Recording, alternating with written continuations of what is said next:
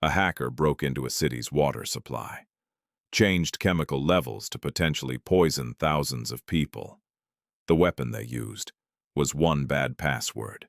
In February 2021, a hacker remotely accessed the water treatment system for Oldsmar, Florida, a city of about 15,000 people, just outside Tampa. They navigated the system's controls and increased the levels of sodium hydroxide, Li, from 111 parts per million to 11,100 parts per million. That is a 100-fold increase. At those levels, the water would cause severe chemical burns to anyone who drank it.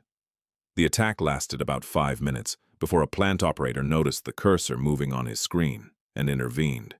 The hacker had used TeamViewer, a remote access software tool that was installed on multiple computers at the plant, all sharing the same password. The computers were running Windows 7, an operating system Microsoft had stopped supporting in 2020. The plant's systems were directly connected to the internet. The intervention was human, not a system alert, not an automated failsafe. One operator happened to be watching his screen at the right moment. If he hadn't, the contaminated water would have taken 24 to 36 hours to reach residents' taps. The Oldsmar attack is not an isolated incident. The FBI, CISA, and EPA have all issued warnings about the vulnerability of U.S. water infrastructure. A 2021 EPA audit found that 3% of water systems serving 6 million Americans had critical cybersecurity vulnerabilities.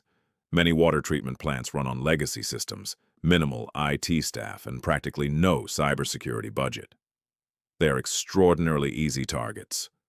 In 2024, the EPA attempted to mandate cybersecurity assessments for water utilities. The rule was challenged in court and struck down. The water sector lobbied against mandatory standards. As of today, there are no federal cybersecurity requirements for water treatment facilities in the United States. None. The most dangerous cyber attacks aren't the ones that steal data. They're the ones that poison what you drink. Subscribe, because critical infrastructure is running on Windows 7 and one shared password.